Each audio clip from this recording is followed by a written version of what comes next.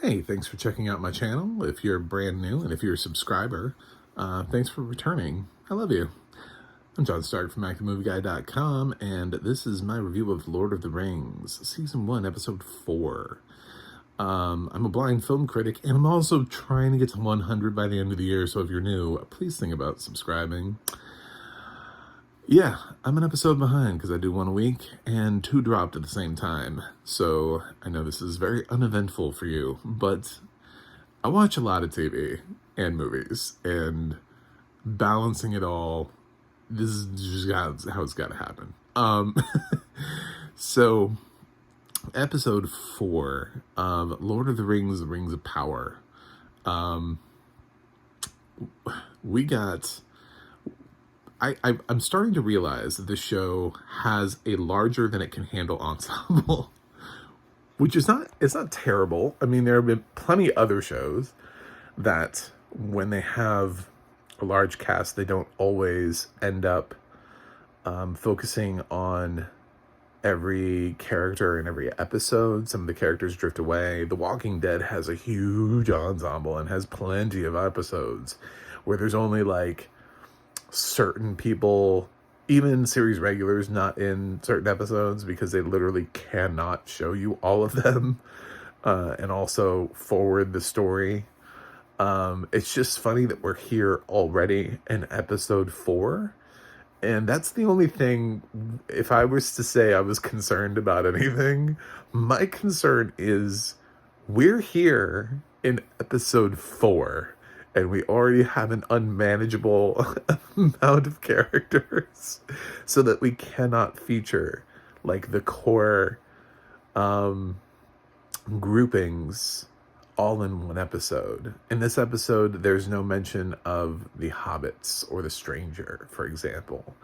So it's just a bunch of other storylines. It's some other storylines that we didn't touch on in episode 3. You know, we're back with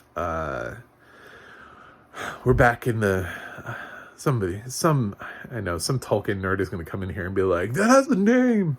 We're back in the dwarf world, the dwarf kingdom, and they're trying to still mend their friendship and go through all of that. So we didn't get to see that. I think in my last review I mentioned, I was like, what happened to the people who were escaping? Where did they go? Well, we found them out where they are, the refugees, as the description called them at one point. And they're having a hard time struggling to find food. And they're like, well, we'll hunt rabbits. That'll feed us for one day. Then as one day we'll have more. And I was like, my God, we are in a dire situation with these refugees. They really do not know where to go or how to survive. Which leads to, of course, an attempt by the son who did such a badass job of hanging that orc inside the house last time, of him going to with another friend to try to scavenge for food out of the town they just left that is now populated by orcs. And he's got that sword, and the sword is mysterious, right? The sword is it's creepy. And we learn a little bit more about the sword and how it might be evil.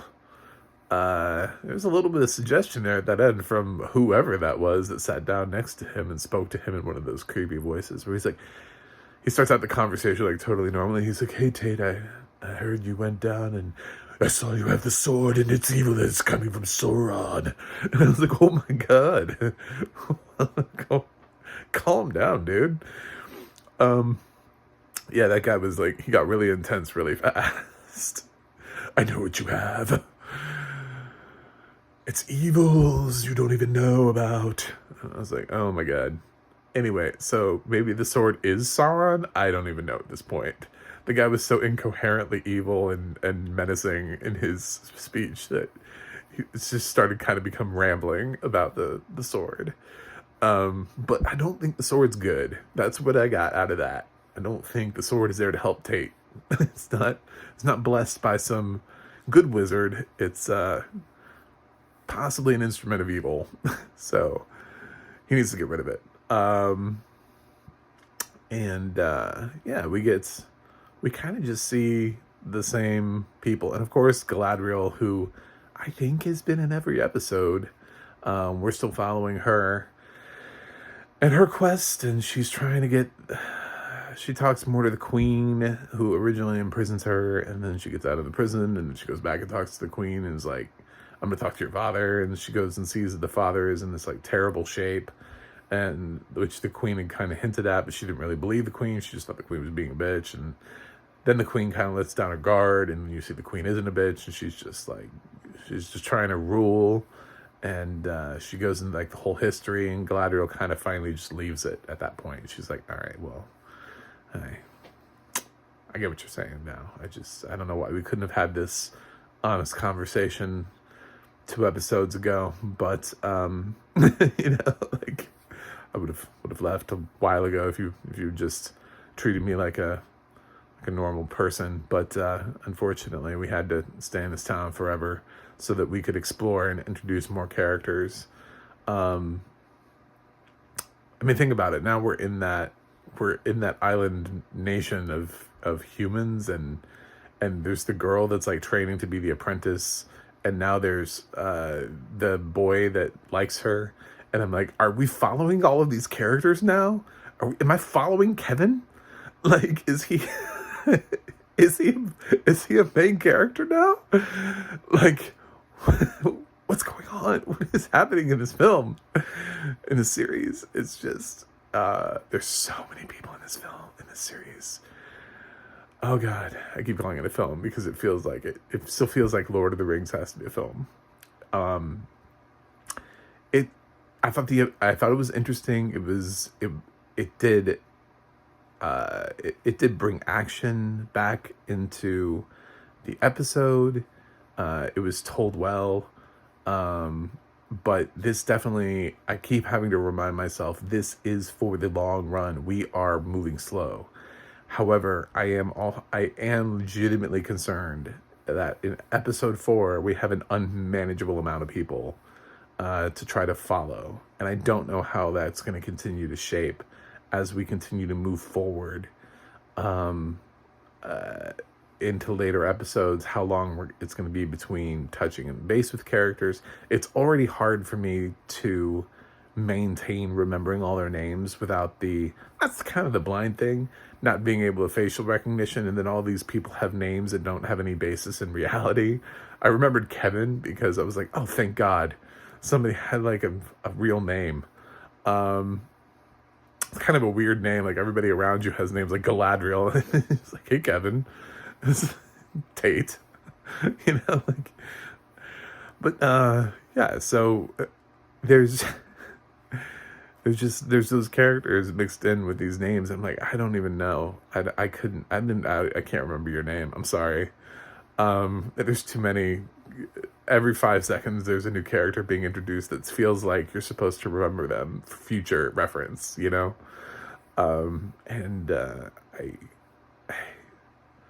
it's good. Like, the series is fine right now. I don't know. I don't know in the long run. I don't know where we're going to be in season 2 when we have 40 series regulars. We're bouncing around. It took The Walking Dead a long time to accumulate series regulars because it kept killing them off like one by one. And we're not really doing that here. So I don't really know. I'm going to keep going with it, obviously, because I think the series is interesting and fun, but there's a little warning light in my head that's saying, oh my God, I think they have an unmanageable amount of characters. So we'll see. Still great audio description. Yeah, so thanks to Amazon for making sure that this series has really solid audio description, because there's a lot of fantasy narration, a lot of things that are not based in reality. So it's always good to have really good audio description for that. So that's it. Time to grade. I'm going to give The Rings of Power Season 1, Episode 4 an A-. Yep.